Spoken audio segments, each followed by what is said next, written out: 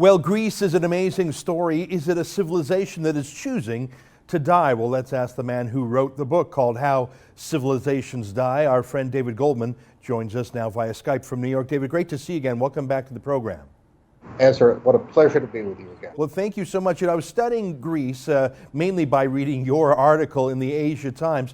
I didn't realize that Greece's fertility rate, as in the number of kids they're having, is far less than replacement. I mean, Greeks have basically decided to stop having a Greece. I mean, 1.3 kids per family. They're basically shutting down the country, and this is basically the pensioners saying, keep giving us money. We don't even intend to pay it back, let alone have a Greece to pay it back. I'm obviously oversimplifying, but really Greece doesn't believe it has a future. Why should any banker believe it has a future?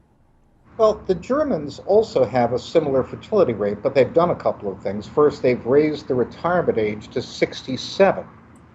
And German taxpayers are understandably very cross at the idea of paying taxes to support the Greeks who are retiring in their 50s when they have to work until their late 60s. And the second thing is that the Germans are pretty good at assimilating skilled immigrants, including a great many Greeks. Reportedly, there's no more room in German language classes in Athens. That's interesting, and obviously Greek unemployment is a factor too. I'm reading that it's officially 25%. It may be even higher. So if Greeks retire early, those of working years, a quarter of them do not work, either because they don't want to or can't find opportunities. How could a country that is one of the poorest in Europe be part of a European Union Eurozone? How can you have a small, poor country in the same currency, in the same European Union as mighty Germany? I mean, was this destined to fail from the beginning? Was the European Union and the Eurozone model destined to fail by putting a tiny, poor Greece with a mighty big Germany? Well, you could kick Greece out and it won't have much effect on the Eurozone. It will simply have an effect on Greece. We know that Greece lied about the size of its GDP when it joined the Eurozone. It faked the numbers to get in. And we also know that Greece increased wages by about 25% in the first few years that it was in the Eurozone, while wages were flat in Germany. In other words, they borrowed a huge amount on the strength of their Eurozone status and used it to have a gigantic party. During those years, taxi drivers were taking 3-month vacations. And nobody was paying taxes, I think, except government employees who couldn't avoid them. Greece was a scam on many levels.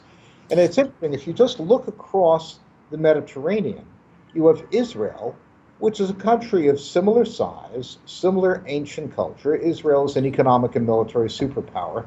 Greece is a basket case. The Greeks are not remotely stupid people.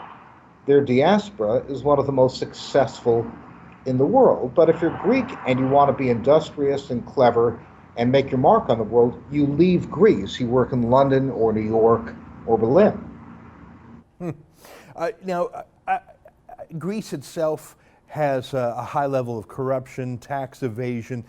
I suppose one way to look at this is the same culture of hiding money from the official tax collectors domestically. Maybe Greece just gamed the EU, came in, had a party for 200 billion, 200% of GDP, took all the dough, and now that the bill is coming, they're sort of dining and dashing. And maybe although the party is never fun when it ends, they had a heck of a great run in the Eurozone. Maybe they don't care if they leave and sort of chuckle at what they got away with so many years. I mean, I don't know if it was an official strategy, but maybe they were doing to Brussels what they had been doing to Athens themselves. Greece is going to hate life if they leave the Eurozone, because if you're Greek and you go from the euro to, say, their old currency, the drachma, your savings, your assets will be cut in half.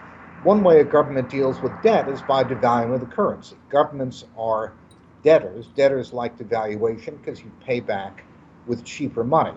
So if you devalue the currency, it benefits debtors, namely the government, and it crushes savers, who are the creditors. So that won't be good for the Greeks. The problem, Greece is a country which I think the right term the sociologist uses, familial amoralism, where you feel no loyalty at all to your neighbors, to the country, to the government. You only work for the benefit of your own family and you cheat as much as you can otherwise. Greece has been incredibly hostile to Greek entrepreneurs coming back to Greece from America and starting businesses. You can't start a business in Greece. You can't start a factory. You don't know if you'll get deliveries. You don't know if your trucks will have your tires slashed by a competitor. It's a country that is so self-interested and so corrupt down to the marrow that it may in fact not survive. And that's an object lesson to the rest of us, that if we look to the state to pay us off and do our best to gouge the public instead of contributing, we end up dying as a culture and as an economy. A quick pivot to Puerto Rico, which I think out of nowhere surprised a lot of people that it had a $70 billion debt that it looked like it was going to forfeit. Are there lessons could this contagion reach North America? What could happen if could California ever face the same sort of thing? In some ways, California now has a rogue economy, an underground economy of non-tax paying illegal immigrants and corporate employers that like to skirt the rules. It's hard to start a business in California. People are leaving for other states. Could this possibly touch the United States? Well, Illinois, for sure. The unfunded pension liabilities of U.S. states are in the trillions. Illinois, by last count, had only funded about 20% of its pension fund liabilities, and they were at the top of the list of prospective basket cases.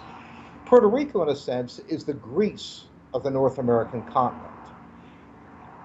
One thing you notice about Puerto Rico is businesses never get big.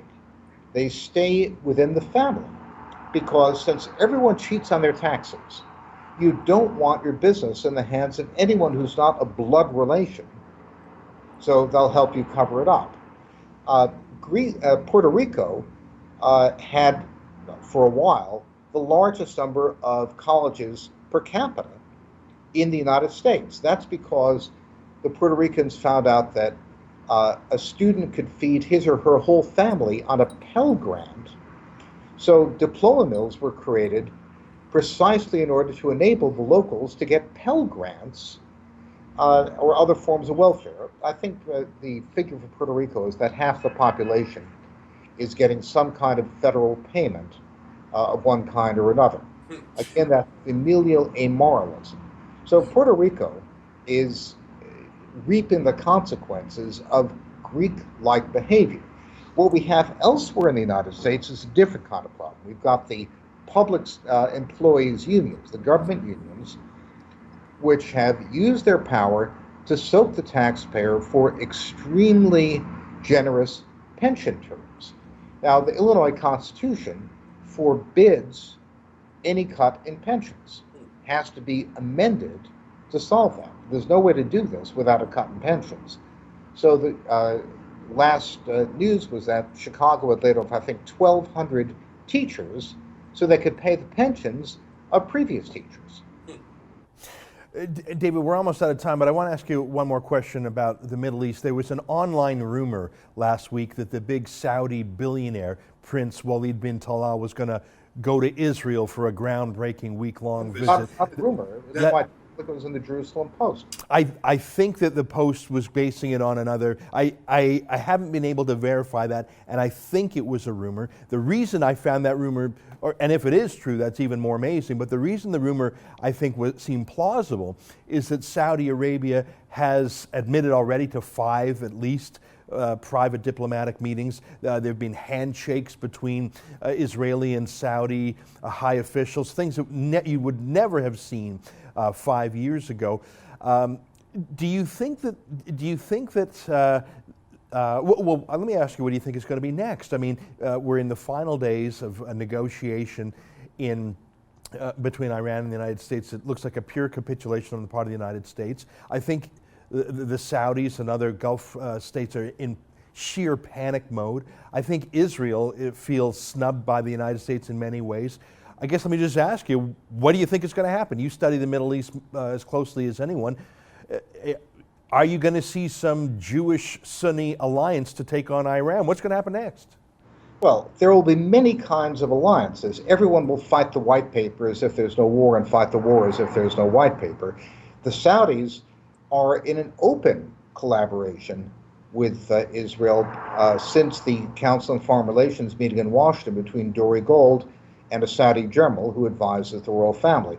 That was a major breakthrough. And Prince Halawi's visit to Israel is a major breakthrough. Israel and Egypt already have the best security cooperation they've ever had in their history. General al-Sisi is trying to crush Hamas, which is the Palestinian wing of the Muslim Brotherhood. So yes, an Israeli-Sunni alliance is important, and I hope that down the line, some Persian is smart enough to say, is it really a good idea for us to push Israel into the arms of the Sunnis against us? So Israel, as in a sense, has the opportunity to be an arbiter of balance of power in this developing Sunni-Shiite war. That's the good news. The bad news is that the Iranians will do things like back ISIS penetration of the Palestinians to make life tougher for Israel. So it's going to be very complex and very messy, and it won't be, the dust will be flying for a very long time. Interesting. We covered a big sweep of subjects today. David Goldman, great to see you. Folks, you can read David's fascinating columns in places like the Asia Times. Great to see you again. Thanks for joining us on the Rebel.media. Bye-bye.